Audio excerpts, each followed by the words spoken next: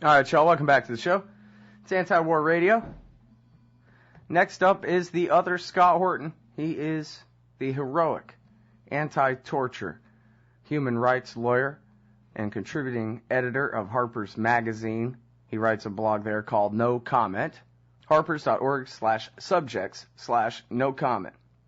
He's a New York attorney known for his work in emerging markets and international law, especially human rights law and the law of armed conflict. He lectures at Columbia Law School. A lifelong human rights advocate, Horton served as counsel to Andrei Sakharov and Elena Bonner, among other activists in the former Soviet Union. He is a co-founder of the American University in Bishkek in Kyrgyzstan and has been involved in some of the most significant foreign investment projects in the Central Eurasian region. He recently led a number of studies of abuse issues associated with the conduct of the War on Terror for the New York City Bar Association, where he has chaired several committees, including most recently the Committee on International Law. He's also a member of the board of the National Institute of Military Justice, the Andrei Sakharov Foundation, the Eurasia Group, and the American branch of the International Law Association. Welcome back to the show, Other Scott Horton. How are you doing this morning? Great. Great to be with you. And I guess it's only this morning for me. You're over there on the other side of the country where it's the afternoon, so good afternoon. That's right, and I'm just back, in fact, last night, because I spent last week in Central Asia. Oh, really? Yeah. Well, start off with that. Tell us what's going on there. You making pipeline deals? Well, actually, they have an election in Kyrgyzstan, and I was there trying to figure out what's happening after the election. It's the first election in Central Asia's history that's been completely free, fair, and open. Really? Yeah, and the result is that the governing parties actually didn't win. In fact, nobody won. The vote was highly fragmented, and now we've got 5 parties that went past the post, representing a spectrum of different views, and they're trying to figure out how to make a coalition government. But so it looks like the people who are the ruling party now are going to abide by this election and not just call out the police forces into the streets? Yeah, they did a good job. In fact, they issued orders that, the government was not supposed to lobby for anybody, and that every party had its own representatives at the polls and everything else. So I think there's broad agreement that the elections were, generally fair. They weren't, not to say that there weren't incidents and problems that occurred in different places, but most people agree that, this highly fragmented result in which no party got more than 17%, pretty much reflects the way people voted. And now we got to see if the spirit of consensus building can take hold so they can actually form a government. That's not going to be too easy for them, I don't think. Mm-hmm. Well, I guess the last time we talked about Central Asia, or about Kyrgyzstan particularly, there had been, ethnic, I guess almost like full-scale pogrom-level violence between different clans and factions and people in power refusing to back down and all kinds of madness going on. So is that over and everybody's just going to work these things out of the ballot box? I would say there's still some concerns about it, but I think the tension from the summer has died down quite a bit. And it's clear that concerns about that played a big role because what I call the anti-nationalist vote was very strong. An awful lot of voters went to the polls and mustered behind 3 separate parties saying they really did not like this extreme nationalism. They wanted a government that was more tolerant and that treated all the citizens, regardless of their ethnic backgrounds, fairly, which, I think is sort of a vindication of democratic spirit and surprised a lot of observers. Yeah. Well, I'm not the biggest fan of democracy. I'd rather have no state at all, but it sure is nice when people go, yeah, okay, so we lost this election, better luck next time, instead of just grabbing their rifles. And that, in fact, that was the message that President Obama sent to President Otunbayeva, that, the election results were a surprise to everyone, and that pretty much shows that they really were fair.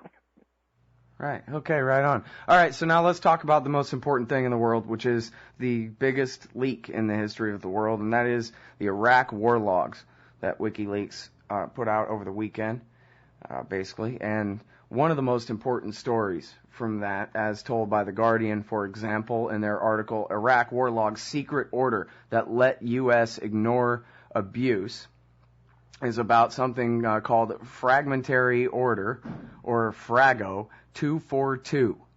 And apparently, Scott, what this order said was if the AKA, whatever you call it, Badr Brigade / Iraqi Army is torturing people, you don't have to do anything about it. Yeah, that's right. We can well understand why the U.S. would have kept this order and its conduct in applying it secret, because, of course, this order was illegal.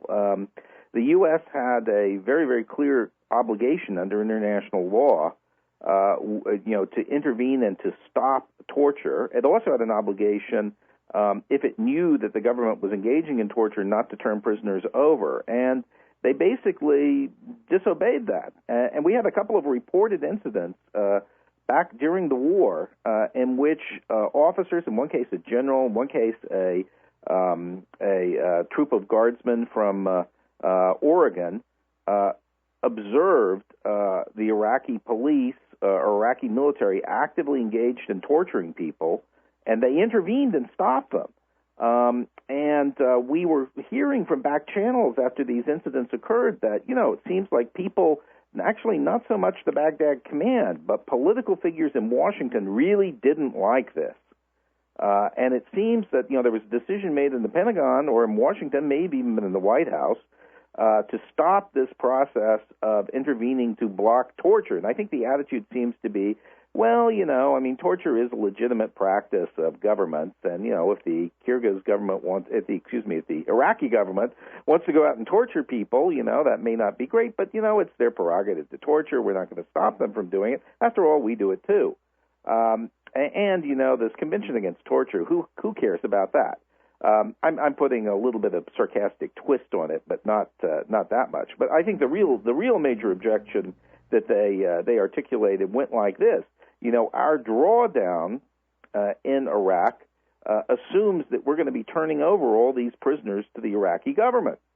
And, all these international law requirements would block us from doing that. So the solution is we just ignore those international law requirements, and we turn people over to a government that will torture them anyway. So that was the decision of the Rumsfeld Pentagon, and it was carried forward by Gates. Yeah. Now, I was kind of clumsy in the way I explained it, but I think it is kind of important to note that the Iraqi army, especially at the beginning, when Donald Rumsfeld was still, well, he was there through 2006, but in the beginning of the war, the Iraqi army was basically the Badr Brigade of the Supreme Islamic Council, partly the Mahdi army of Muqtada al-Sadr, and they had what was announced at the time by the neocons, who didn't know they were supposed to be embarrassed or keep this a secret or whatever, was that we're going to use the El Salvador option. They put it in Newsweek. We're going to use the El Salvador option, where we're going to hire the leaders of the Shiite militias, who, after all, they're Iraqis, they're from here, and they know who to kill, and we're going to use them to do these decapitation strikes, and we're going to use them to take out the leadership of this Sunni insurgency and nip it in the bud, and this was clearly all from Rumsfeld down. And these were the people doing the torturing of those arrested that we're talking about here. Yeah, that's absolutely correct. In fact, that Newsweek story, I remember speaking with the people who wrote it the week it came out. They had some pretty amazing documents about the Salvador option. They also had a lot of evidence that, in fact, a colonel who had been involved in the implementation of the Salvador option was brought back in and sent off to Iraq to try and re-implement it, copying what had been done in Salvador in Iraq. So they were really quite literally trying to follow as a positive precedent what had been done in El Salvador. But I think we got to back it up a little bit here too and note that, remember, the Iraqi army was destroyed. I mean, this was the controversial original decision made against the advice of all the people on the ground in Baghdad, who said that you have to keep the army in place, you have to preserve them because it's the only way you're going to have order. Instead, a decision was made to stand down the army and basically disband it. Yeah. So there All right, now hold it right army. there. I'm sorry, Scott. We were up against this hard break, but hold it right there. We'll be right back, everybody, with the other Scott Horton, heroic anti-torture human rights lawyer. Harpers.org/subjects/no comment. All right, y'all. Welcome back to the show. It's AntiWar Radio. I'm Scott Horton. AntiWar.com, Scott Horton. Out here in L.A. I'm on the phone with Harper's Scott Horton, the heroic international human rights lawyer over there on the East Coast. He just got back from Kyrgyzstan, Or he's helping monitor a democracy that no doubt in some measure was inspired by the teachings at the university, the American University in Bishkek, that he co-founded. So put that one in your pocket to keep, Scott. That's a good one. All right, but we're talking about the Iraq War and the giant WikiLeaks dump from over the weekend, approximately 400,000 documents leaked, and orders that torture be ignored. Now, when we went out to the break, Scott, we were talking about how the Pentagon disbanded the Iraqi army, and I don't know whether maybe it would have worked out the same anyway, but certainly once that was done, the Ayatollah Sistani said, we want one man, one vote, and if you don't give it to us, you're going to have to start this war all over again. And from that point on, the whole caucus system and the whole, Paul Bremer's going to set this thing up in a Lebanon-style confessional system or whatever. All that was thrown out. We're turning the country over to the Iranians, damn. And that was in, the spring of 2004. Yeah, I mean, instead of having a professional trained army, which had problems, but was still a professional trained army, suddenly we had a dozen different sectarian militias who had no, formal proper training, and who battled using, terror tactics. And by the way, these are a lot of militia groups that we were supporting in the Army and giving guidance to. And then we decided to make them into the Army. So, of course, they were engaged in horrible abuse. We had advisors attached to many of these groups. We could monitor what they were going on constantly. And one of the things I think that emerges from WikiLeaks is that, the American soldiers on the ground were doing a very good, conscientious job of documenting exactly what they saw. And they were sending notes back to headquarters saying, hey, we're observing this. Shouldn't we do something about it? And the response that would come back would be, no, stand down, don't do anything. I think, frankly, the WikiLeaks documents speak well of the American soldiers on the ground. They speak horribly of the Pentagon.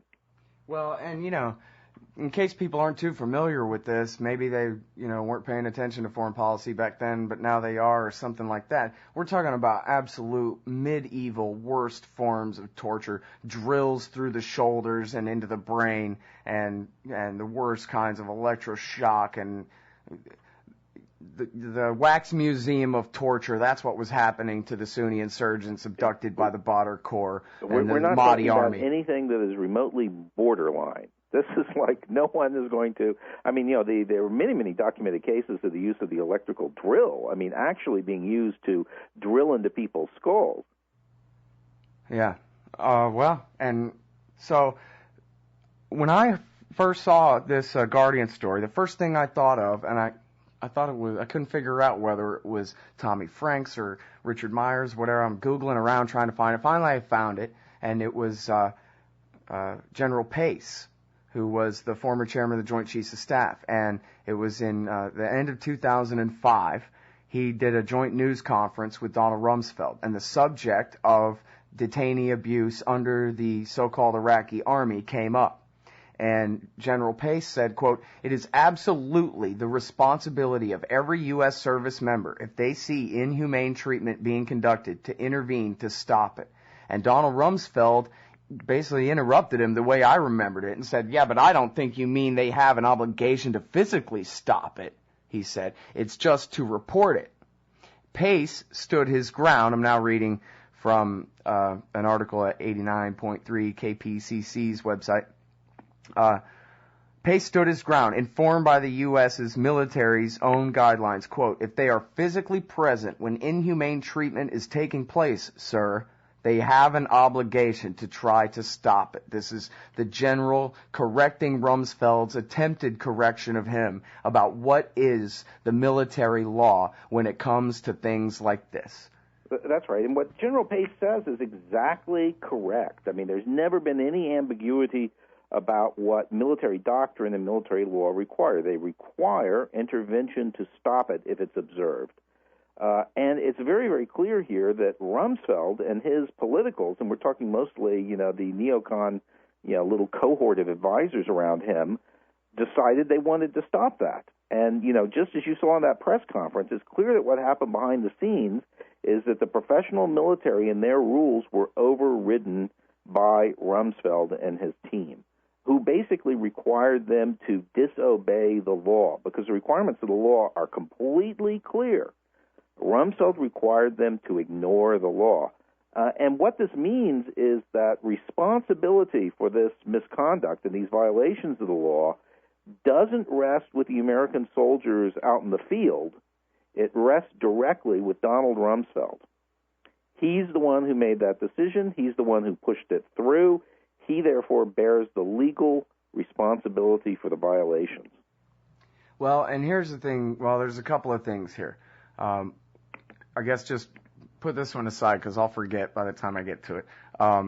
There's American laws that enforce these international treaties that we're part of, that are passed by the Congress and signed by the President, and so I want to know about those. But it's worth mentioning here that this didn't work. If the El Salvador option was to decapitate the leadership of the insurgency by using the Badr Corps, then it was based on ignorance of the fact that the Badr Corps and the Supreme Islamic Council, and for that matter, Muqtada al-Sadr and his Mahdi army, had their own priorities, such as, for example, taking Baghdad for themselves. And what happened was they precipitated a civil war that killed hundreds and hundreds and hundreds of thousands of people. Mm-hmm. And then, they only won by giving up, because they helped install this brutal, torture drill-wielding political power that doesn't need us anymore. And so all of this was for nothing. It didn't accomplish any of his goals. For anyone who says, yeah, well, screw them, we got to be tough and do the things we got to do and whatever. Well, all it did was make everything worse for everybody and accomplish nothing. But Scott, then you're contradicting the major narrative in Washington today, which is the surge worked, God bless General Petraeus. Yeah, the surge worked. Ask Muqtada al-Sadr, who rules Baghdad. He'll tell you it's him. In fact, this guy, I'm sorry, the name of the author is escaping me, but the book is The Good Soldiers. Washington Post guy wrote it, and I interviewed him on this show. And in that book, it's the story of guys who were fighting against the Sadrists in 2006 and 7. They had no idea that they were on the side of the Sadrists in the Civil War whatsoever, as they're patrolling the Sadrist neighborhoods and killing people. They don't even know, even their commander, Kazlarich, who himself, I believe, is guilty of war crimes. Two different people under him on this show, soldiers on this show, said that he gave them orders to fire 360 degrees at anything that moves, anything that could possibly be a target in the event of any IED going off. And but even that war criminal, apparent accused war criminal, Scott, didn't even know he was fighting on the side of the people he was fighting against in the middle of this stupid war. And I guess I'll ask you about more legalities when we get back from this break. Everybody, it's the Other Scott Horton. All right, y'all, welcome back to the show. It's AntiWar Radio. I'm Scott Horton, and I'm talking with Scott Horton. He's a heroic anti-torture human rights lawyer, contributing editor at Harper's Magazine, the oldest continuously published, most prestigious magazine in the country's history, all that. Now, what is this New York Times torture euphemism generator I'm looking at, Scott? Oh, boing, boing, boing. That's where it is. You have to go check it out. But, a couple of people looking at the New York Times coverage of WikiLeaks were absolutely amazed at how they're discussing in thousands of words instances of torture, and they never use once the word torture. And so the recommendation here is to make life easier for the writers at the New York Times. Let's create a machine that'll give them 1,001 euphemisms for torture so they can live up to their editor's rules of not using that word.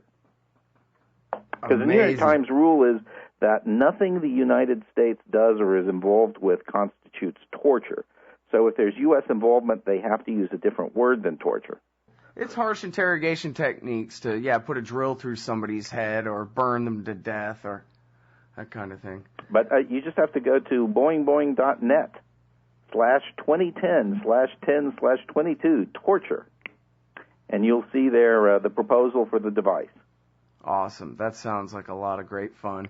And, this brings up something that Glenn Greenwald wrote about yesterday, and something that Justin Raimondo also mentioned in his column, which I think is really notable, and that is that the New York Times and the Washington Post are acting just as the state's henchman in the character assassination of Julian Assange and the WikiLeaks organization. And as Greenwald writes it, it was Nixon's thugs who handled this when it came to trying to smear and destroy Dan Ellsberg. As part of what got him removed from office was breaking into Ellsberg's psychiatrist's office to try to get dirt on him. And now we got the Post and the Times are leading the charge, both of them with really long and I don't know what to call them, but pathetic kind of hit pieces on Assange to go to and as Greenwald points out, I think at the New York Times, they're running it as or more prominently than any of the rest of the stories about the 400,000 documents. That is the lead, and in fact, when you look at their review of the documents, they give very, very prominent play to documents that cast the government in a positive light. So they're saying basically how the U.S. government was struggling with Iranian terrorism going on in Iraq. Oh yeah, Michael Gordon had a whole piece justifying himself. Exactly, and which I talk with people at the Pentagon. They say, well, you have to understand that in the Rumsfeld Pentagon, people were under immense pressure to write reports and ginny up studies and claims to justify the Rumsfeld Pentagon's claims about Iran. And whenever there's top-down pressure to do this, of course, people write pieces of paper that support what the leadership wants. So it's really nothing more than that. Well, and Gates' Pentagon, too, because what we're talking about is right when Gates came into power in the first 6 months of 2007, the time when they basically just said, forget the nuclear weapons program that doesn't exist for a while. Let's just accuse them of being responsible for everything that's wrong in Iraq, even though, as we already talked about, America was fighting on Iran's side from late 2003, well, really from March 2003 on. We're fighting to install the Iranian Revolution, and they blame the Iranians for being behind any roadside bomb that had a copper core to it, even though it was proven 10,000 times that those things were being manufactured all across Iraq. Gareth Porter showed that they got the technology from Hezbollah in Lebanon, not from the Iranians in the first place, but they were being made domestically, and they never, Michael Gordon, nor Petraeus, nor Gates, ever provided any real evidence at all for the accusations that the reason the solderists were resisting was because the Iranians were making them do it and giving them the bombs to do it with. They accused them of that 1,000,000 times, and the best I can tell, they never proved a word of it. Well, that's right. And in fact, the public editor in the New York Times asked me to write a piece after I had a discussion with him about this very subject, because I was living and working in Baghdad in the spring of 2006. I was there working on an assignment for CBS News. And while I was there, I observed public affairs officers for the Baghdad command come around and repeatedly attempt to peddle exactly the story that Michael Gordon wrote, with the same sites and the same so-called evidence and so forth. I saw this happen at least 2 separate times. And he then presents this story as like his original reporting with this information. But, I mean, really, it was a prepackaged public affairs message from the Pentagon. And I know a lot of other really more serious professional journalists looked at it and said, this is borderline crude propaganda. But one other point I want to make is that when we look through all these documents, it really is pretty clear that you get to the end of 2006 and there's a shift from Rumsfeld to Gates. And when Gates comes in, he really does make an effort to pull back from some of the most serious abuses. So one thing that becomes quite clear from these documents is that when the shift from Rumsfeld to Gates comes, there's a new attitude introduced towards the treatment of the prisoners held by the United States. And Gates really does send people in and start cleaning that situation up. So, we have this period that runs after the disclosures of Abu Ghraib through roughly the end of 2006, where, pretty bad abuses are still going on in detention facilities all over Iraq. I'm talking about abuses, by the United States involving the detention facilities it's operating, not involving the Iraqi forces. And it's the beginning of 2007 that we see finally a pretty significant shift away from the most abusive practices. Mm-hmm. Yeah, I mean, Abu Ghraib was absolutely horrible, and everybody who hasn't read the Taguba report really needs to. But, there's also a great documentary that Frontline did called The Torture Question, where at least one of the guys in there, Tony Lugaranis, who I think later wrote a book about it, said, forget Abu Ghraib. We torture these people in their own homes. We torture them on the side of the road. We torture them in their front yard. We torture them in their backyard. We torture them in front of their daughter. We tortured them from... as Tom Friedman would say, from Baghdad to Basra, and for that matter, up through Fallujah and Tikrit as well. Mosul. Yeah, that's right. That's Joshua Phillips' book. None of us were like this before, in which he documents that out in the road. Yeah, I think that's pretty clear. But I do want to give a bit of a bouquet, a small one, to Gates, because it does seem to me pretty clear from these documents that he pulled back from the worst abuses, and he did this almost immediately when he came into office. So that's good. That's true, although, it seemed to me, and I think Robert Perry did a really good job writing about this at Consortium News, that the reason they got rid of Rumsfeld was because he's enough of his own self-interested jerk that he was willing to just cut his losses and say, let's stop this thing. That's what he was finally proposing was, the phrase, let's take the training wheels off and let them see if they can stand on their own. They're like a dependent on welfare, and we have to let them, cut our losses and go now or whatever. And that was why they brought in Gates, was because he would give the realist stamp on the Fred Kagan surge, the AEI Petraeus surge to escalate the war and to stay another couple of years longer than James Baker and them were recommending in the commission report. I think that's definitely correct. That Rumsfeld had really rigorously opposed the surge. Was in favor of. He wanted to be in and out very quickly, and he was arguing steadily for drawing down and leaving quickly. Notwithstanding what you heard in the press and the papers about that time, the inside word was that Rumsfeld wanted out, and Gates was, committed to, I think, the surge approach, and had that commitment before. But we also have to remember, after the election in November of 2006. Rumsfeld was a real political albatross for the Bush administration. His poll numbers had plummeted, and people viewed Rumsfeld as the man responsible for a clearly failed war. So there wasn't too much question about what was going to happen to him after the votes were counted. Yeah.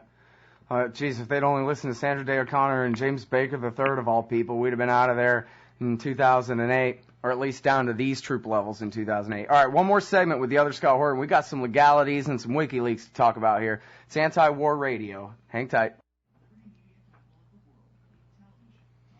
Yeah, the gates of hell, all right. That's this song by the Bruisers. So, hey, I finally figured out which page I'm supposed to be looking at for the New York Times torture euphemism generator, recommended to me by the Other Scott Horton, who's on the line here. Here we have reports of possible distressing truth-finding metrics. And you just click Get a New Headline. It refreshes for you. Reports of possible conversational physical expediations. Amplified intelligence ultimata. Permanent soul removal. Okay, I'm having fun. Boingboing.net for the New York Times torture euphemism generator. And we're talking about... the hell that was the Iraq War, that still is, really, in a way, except finally our combat forces are removed to their bases instead of out kicking indoors all day, every day. Although there's an article on AntiWar.com today where a soldier talks about how bored he is because he wants to be the guy kicking indoors, but now it's the Iraqi army kicking indoors. So that's what armies are for. That's what liberty is. Exporting freedom to Iraq means they're under permanent martial law, getting their doors kicked in by soldiers. But so anyway, I want to nail down some specifics with you, Scott Horton, since you are an international human rights and international law expert, lawyer, attorney, and formerly with one of the most powerful law firms in New York City. I want to understand, and the chair of the committee of the Bar Association in New York, I want to understand about the laws that Donald Rumsfeld, George Bush, Dick Cheney, their neocons, etc., committed here. It seems like there's a prima facie case, I think they call it, right? But which laws are they in violation of? And please don't cite the Geneva Convention, because that's pinko, commie, baby blue, UN things. Tell me about American laws. That's what counts. Yeah, you go back to Abraham Lincoln's General Order Number 100, which contained the no torture injunction in it, and was binding on the armed forces, and has been carried forward as military doctrine every year, up until the arrival of George Bush. So that's the first. But then we have what's called the Anti-Torture Statute, which is a federal law that basically prohibits torturing individuals, and it applies outside of the United States. So it's binding on American actors when they leave American soil, and it governs how they can deal with other people. Violation of that statute is a felony. And we have the War Crimes Act as well. So the War Crimes Act says if you engage in a serious breach of the Geneva Conventions, here we go, but they're codified inside of a U.S. statute, that is a crime. It's a felony under U.S. law, and it can be prosecuted. And in fact, the U.S. does routinely prosecute people for violation of those statutes. We had the Chucky Taylor prosecution just a couple of years ago. That's the son of the former dictator of Liberia, prosecuted in a U.S. court. The case is called United States against Belfast. That's Pat Robertson's friend, right? A good friend of Pat Robertson. Prosecuted and convicted, now serving time in a prison for torturing people overseas. So it's a domestic American criminal law.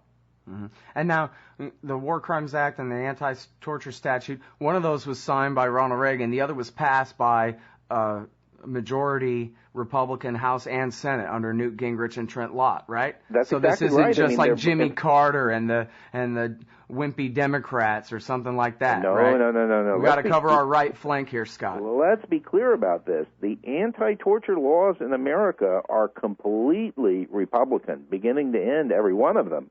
The original anti-torture acts and orders came from a Republican administration in 1863, Abraham Lincoln, and the subsequent statutes, both of them came from Ronald Reagan, and the impetus to push them forward came from Dwight Eisenhower. So, in fact, we don't have any Democratic fingerprints on any of this. It's 100% Republican beginning to end. Mm-hmm. Well, wait, one of them was the War Crimes Act, right, was some kind of update or what in the 1990s where it was Gingrich and Lott, right? Clinton signing the act, but I mean it was actually originally put forward by the Reagan administration. I see. Okay. So it didn't finally get approved and passed until 1996, but the original proposal was by, originally it came as implementation of treaty commitments of Ronald Reagan, and the legislation was drafted by the Bush administration, the original Bush administration, 41, not 43. Mm-hmm. All right, and now let's talk a little bit about WikiLeaks, because I forgot what my awesome next question about the law was going to be there. But really at issue, I guess, a couple of things.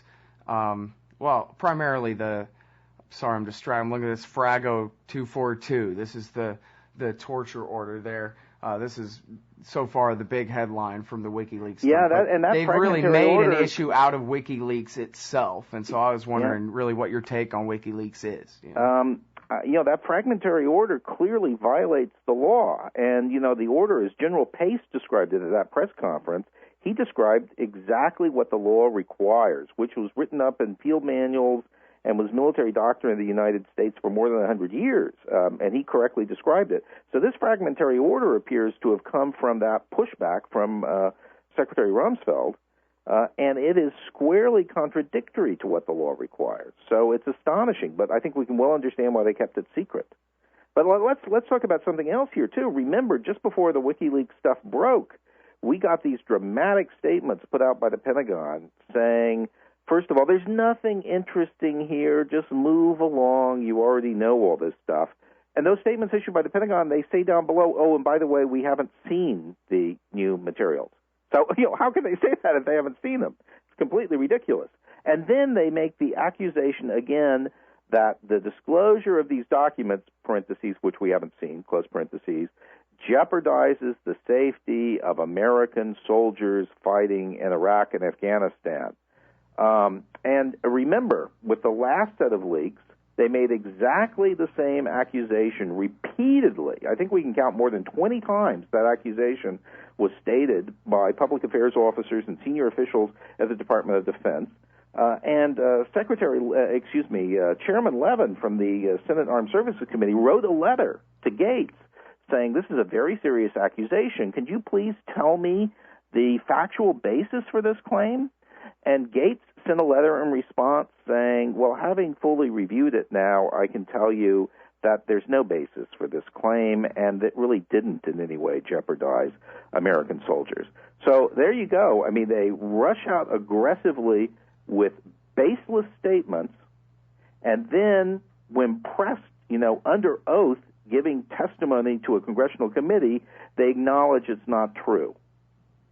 Yeah. And I think people really need to focus on the fact, and I think, frankly, it does not serve the United States and the Department of Defense well for public affairs officers to engage in what is effectively a disinformation campaign. Yeah, and that's an exactly obvious one, too. I mean, it is really effective in a way. The phrase that you didn't quote exactly is blood on their hands. WikiLeaks has blood on their hands, and that was what they said 20 times. Exactly, which is complete nonsense. I mean, and it really stuck, though, in a lot of people's minds. I've seen people saying these guys are traitors and they ought to be hung and whatever. Like Julian Assange is the war criminal here. No, and in fact, it's exactly the other way around. In fact, I think, it's quite well established that it serves the United States to be upfront and transparent about these matters. And that's how we that's how we mark ourselves as a democratic society. We are transparent about these things. When we make mistakes, we act on them. If people are not upholding the law, we prosecute the people who are not upholding the law. That's what a democratic state does. The shift that occurred under Bush was to keep everything super secret all the time. And when the law is violated and there's serious crimes committed, we take no action following up on it. We don't prosecute anyone. We don't hold them accountable. Now, one of the really big things that emerges from these documents is detailed documentation of hundreds of incidents in which Iraqi civilians were raped, murdered, and killed by American contract security forces. And you have soldiers on the ground noting this, saying they're really worried about it, saying we should do something about it. This is undermining morale. It's just damaging our reputation very seriously. And the Pentagon, again, is telling them, don't do anything. Stand by. So the Pentagon is taking this position that the security contractors just have impunity. Right, well, and that was the game all along, was, talk to the Justice Department, talk to the Pentagon, talk to the State Department, talk to the Justice Department. And note that the Blackwater cases, as the New York Times observed last week, have fallen apart. None of these prosecutions is being successful. Well, that's what I was predicting from the beginning. And the reason they have fallen apart is lack of will on the part of the Justice Department to act on or prosecute these cases. And one of the things we see in the WikiLeaks documents is that the Justice Department doesn't want to do anything. That's completely clear. Mm-hmm. So it's not a legal technical problem. It's a failure of will, and the real seat of that failure of will was in the Bush-era Justice Department. They were evidently too busy out engaged in political prosecutions to actually do their job. Right. Well, and this is what we've talked about for, I guess going on 5 years now, maybe 6, Scott, is that Dick Cheney and David Addington and I guess Scooter Libby, but the vice president's office specifically had a plan, really. Their goal was, in the name of as many things as they could, to prove that there is no law that can bind their authority, that they really can do anything. That impunity itself was the goal. And I guess as we're talking about this in 2010, it worked. I mean, that was it. You can only draw so many lines in the sand just to cross them and see if anybody pushes back or not, and then draw another one and cross it, and draw another one and cross it. Where now, I mean, the idea, come on, that Eric Holder's going to do anything about what we're learning, over this weekend and over the next couple of weeks as people go through these documents, it's just not going to happen. Well, we know it's not. A major neoconservative project is that the government, when it's run or revised by neoconservatives, is above the law. Yep. Well, there they go. And I guess, it's been like this for a while in certain ways, but now it seems like even though they pretend to go by the authorization to use military force, really all that doctrine of the plenary power of the imperial president still stands, doesn't it? Yep, it does. All right. Well, good. At least somebody's paying attention and teaching us about it. I appreciate having you, Scott. Hey, great to be with you. Good luck. Everybody, that is the heroic anti-torture human rights lawyer, the Other Scott Horton. His blog is no comment at harpers.org, and that's the show for today, AntiWar Radio.